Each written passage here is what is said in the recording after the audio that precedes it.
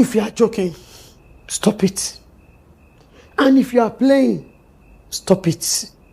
You are getting upset, mommy. Calm down. Calm down. Jesus! Jesus! Mommy, what is it? Jesus Christ. Who is this? Who is this? The madman.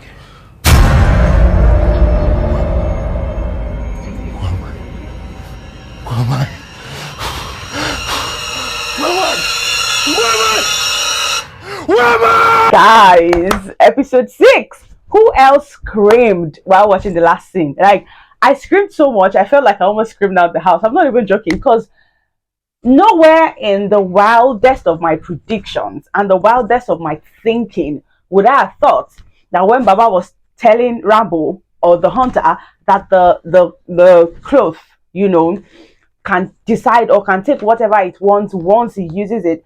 Nowhere in my imagination did I think that it would be giving Egbe vibes. If you don't know what Egbe is like a particular charm that you can use to disappear from a place, but it takes you to wherever it wants. Does that make sense? Yeah. So like, nowhere in my mind would I have thought that that was what the cloth was going to take. But guys, I screamed so loud. I screamed so loud. But yeah, let's just get into it.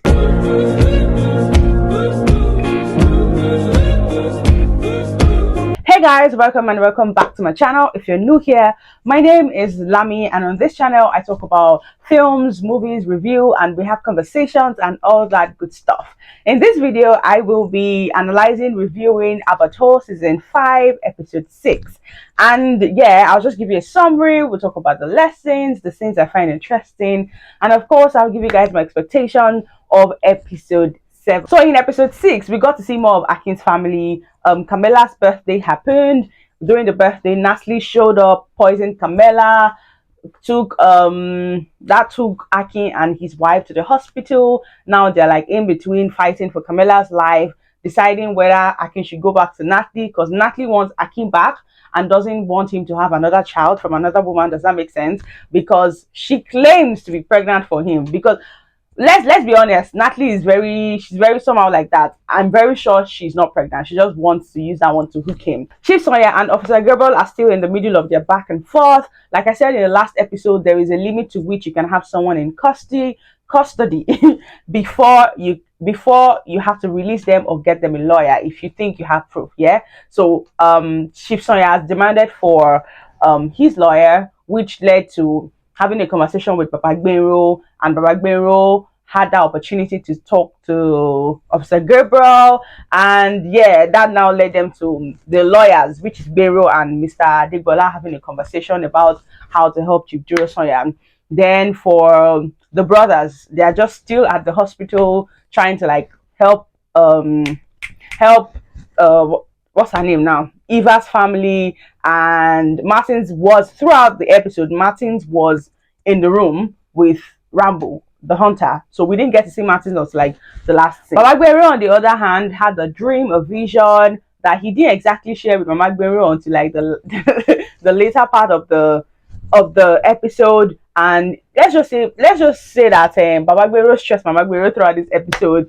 Then Frank and his family are in between whether to give Officer Gabriel what she wants, which is like information, helping her to like bring the secrecy down. Then finally we have the Martins and Rambo exchange. That was basically all that happened in this episode. But let's get into the tea. Okay, let's get to the lessons first of all. Again, I know all of us, I see the comments, I see Twitter, I see like have conversations with people. All of us are saying Officer Gabriel is doing too much. Officer Gabriel is passing boundaries. Like in my last episode, I remember opening with the fact that somebody should hold that woman because somebody should just hold her. I remember that I was really I was done with her, yeah. But while watching this episode, I just got reminded again that the fact that healing is not linear. Like healing is not a straight line. Healing is not predictable. I think I need to remind us that Officer Gabriel has lost 2 husbands. You can't understand the life of a woman who has lost her husband twice. You can't understand. The man that died, the journalist, is her second husband. Like, she's hurt. She's dealing with, I don't know if I should call it, she's probably depressed at this point and just covering up with activities and being a policewoman and all of that. Healing is not straightforward. Healing is not predicted. I know that in the African setting, most importantly in the African setting, there's a way we predict how people should grieve.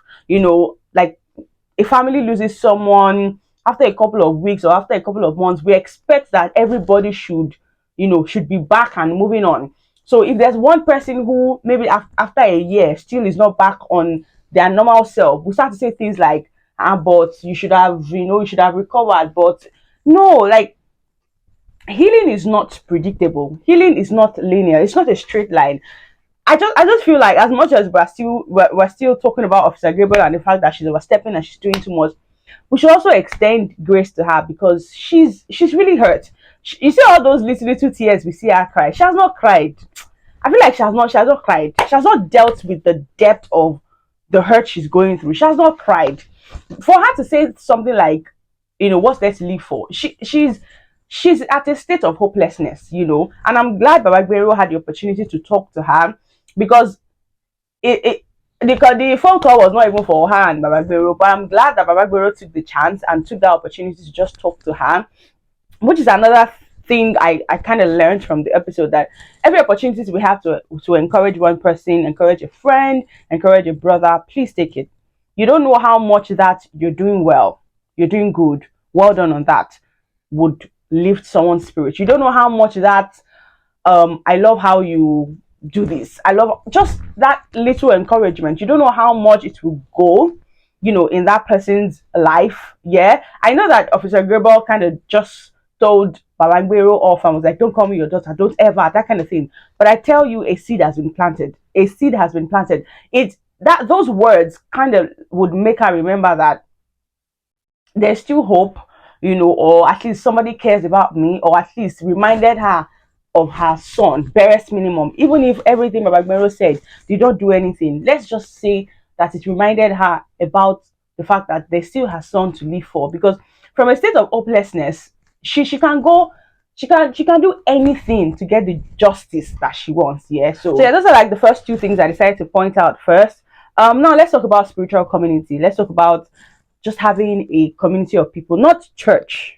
I know there's church, and church should serve that purpose of a spiritual community, but we know that in church settings today, there are so many people, and there are people that go to church but are still alone. Do you get? Like, even if your spiritual community will not be exactly people from your local church, because some of us, because of movement or just having layers of friendship or layers of relationships, it's mixed. Yeah. But do you have a spiritual community? Do you have people that when push, when life begins to happen, you can ring them and say, guys, do you have an hour? Let's pray. Or even when you get to that point where you can't pray, you're like, guys, looks like there's fire on the mountain, please pray for me. Right? Or someone to just encourage you. Do you have that spiritual community? Because one of the first things Akin's mom reminded him about was, have you called Baba Gbero? Have you called Chief Josonya? Those are their spiritual community. They are the people that led them to Christ. They are the people that made them see the light of Christ. They are the people that brought them out of the darkness of living with a father like Mr. Agbade, So that community, and even the fact that they are still in touch with them. I know it's still kind of fresh, but they could have decided that we're moving on with our lives, still keeping in touch. Because see, God is too faithful to leave people stranded. Yeah, He sets the solitary in family, right? So God has a way of giving all of us our growth plan or our feeding plan. There are people around you. You are either just not taking them seriously, or you are not, or you are deciding to be lackadaisical about it. There are people around you that God has set as your spiritual community or your spiritual family. So just ask yourself, like, who are my spiritual community? Who are my spiritual family? Who are those people I can ring, I can call, I can ask for a hand of prayer and all of that when life starts to happen. And still on prayer and spirituality, Akin's family, we took a break from seeing the family for like 2 episodes. That's 4 and 5. Now we're seeing them again, and like I said, it felt like their life was like good and settled, but I knew that another thing was going to come, and they would be back on our screens. Now it's Natalie. Let's first of all, Camilla. I know she's a small child, and I know I should not even. But you have a birthday cake, and somebody still called you to come and give you cake. You still ate it. See, those things our African parents did, that when somebody gives you come to something, come and show me. We thought they were doing too much. No, we actually thought they were doing too much. But now we realize that no, they were not doing too much. They were just doing what was appropriate for the age and time. And those things, honestly, they never get old, yeah. Nothing stopped Camilla from showing her parents. And to even talk about the fact that she had a whole cake. It's her birthday. She can decide I want to eat half of it. Nobody will beat her. She get. But a stranger gave her cake and she still ate it. Little kids, beware. Beware, yeah. So speaking of Akin and his family, yeah. First of all, why is it that it was when everything started to scatter that Akin now updated Sophia about who Natalie is and what happened between them? I cannot comprehend it. I can't understand it. Like, something happened to you, your father, was controlling you or charmed you or something. Now your wife got back and you guys are back together, and she's also safe now. I thought while they were on that break from our scene, they were supposed to be what's the word now? Reviving their love and feeding each other off what has happened in each other's lives while they were away. Why was it that it was when the drama started that Sophia was not getting to know about Natalie? I cannot comprehend it. Are you guys not partners? Like, what's going on? What's going on? Do you get, like, it just felt very weird. Like, why are you just telling her? Like, why is it that it's now that you're just telling her who she is and what happened? Anyways, maybe they had a conversation, and I don't know. That place, I was just pissed with Akin. That, what do you mean you're just telling her about who Natalie is? Are you okay? But also, I think Aki's wife Sophia really carried her role well. That mother whose child is literally at the verge of death, and you're very desperate. You don't even care. Just make sure this child doesn't die. I think she really carried that role well. She played that role really well. The fact that as a family, yeah, as a couple, whether you guys don't have kids, whether you have kids, the importance of prayer cannot be overemphasized. Yeah, just that agreement of the two that have become one now agreeing on a thing. It's powerful, and God bless Akin's mom for being there to even remind Akin that, have you guys prayed? You and your wife, have you prayed on this thing, or you're just crying and just running around? I know when things happen, when emergencies and tragedy happens, sometimes you're not quickly reminded of prayer, which should be the first thing we should think about. But let's be honest, sometimes we are not.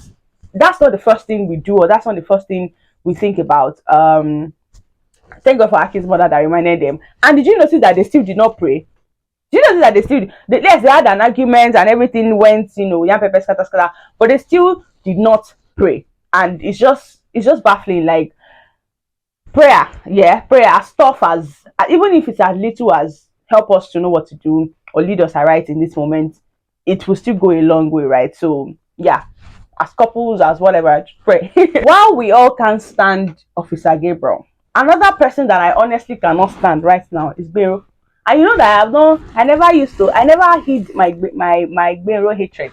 Not hatred, dislike. Because I thought Bero would have learned. After going on a journey of insanity and going on excursion to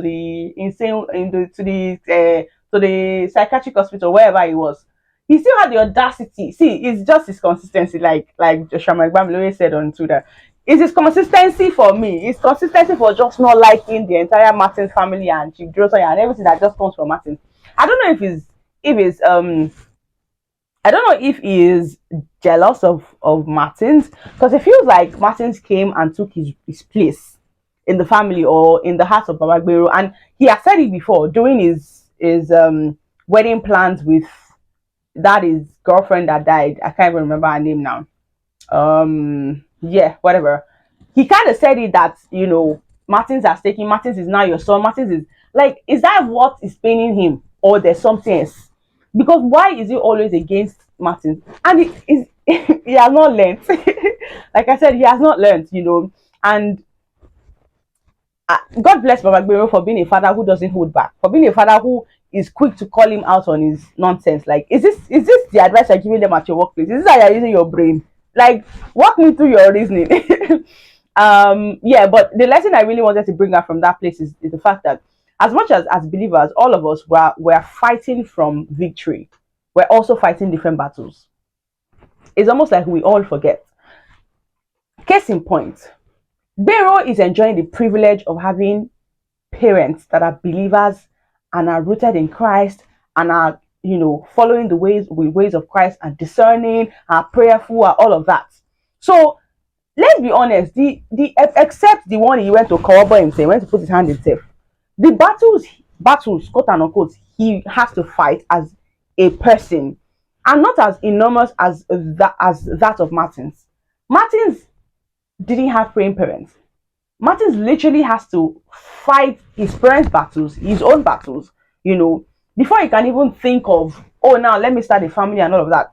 So, as much as all believers are fighting from victory, there are people that are fighting generations and generations of battles. Yeah, you, a third generation of believing parents, like your great grandfather was a pastor or believer, your grandfather, your parents are. You cannot compare yourself with someone who is from an unbelieving family and is the only person in the family that is a believer. Your battles are different. Yes, we're all fighting from victory, but your battles are different. You can't also compare yourself as a person who maybe you saw your grandparents being, together, all lovey-dovey, great marriage, your parents too, very great marriage, and so your idea of love and life and family is very sane to someone whose great grandfather had 8 wives and saw all the Fuji house of commotion that can happen in a polygamous family, whose dad left the house at age 8, came back at age 13.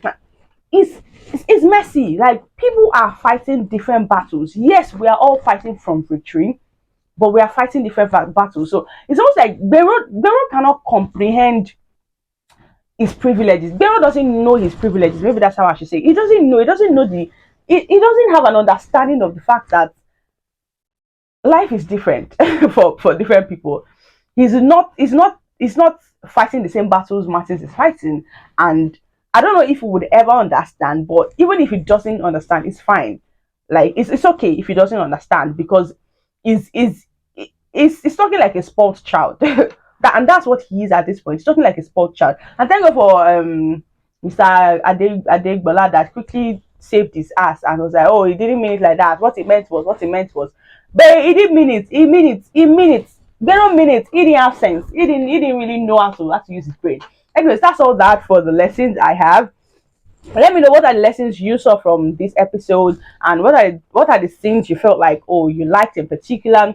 I'm not sure I have a favorite scene from this episode. Of course, to be the last scene, because like I said, nowhere in the wildest of my imagination would I have thought the madman was the hunter. Like, it's now let me just take that moment to just jump right into my expectations.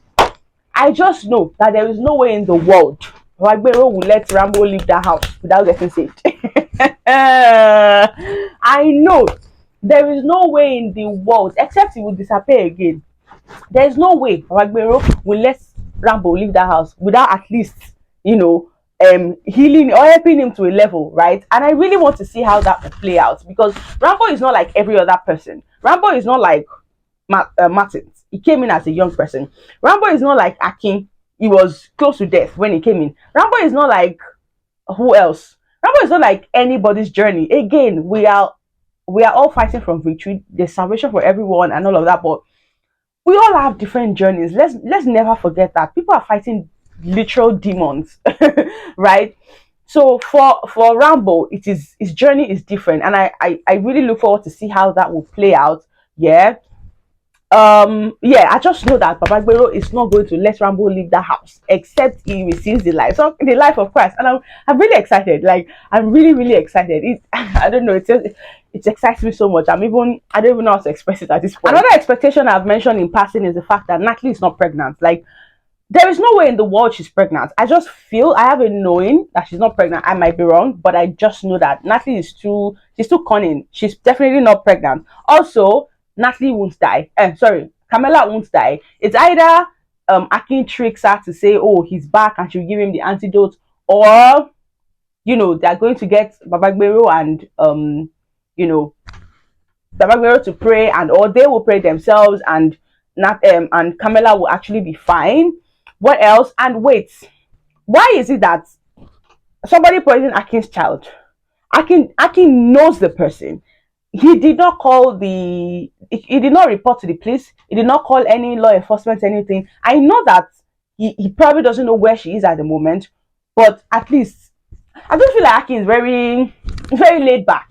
And I know that there are people like that, their fathers like that, their parents like that, but his laid backness is not just sitting well with me. What do you mean somebody poisoned your child? You know the person. Like, the person has even told you like this. What's going on? Like, what's going on? And that person that should be arrested is that hospital. That hospital that Rambo entered to go and kill. You mean you people don't have security?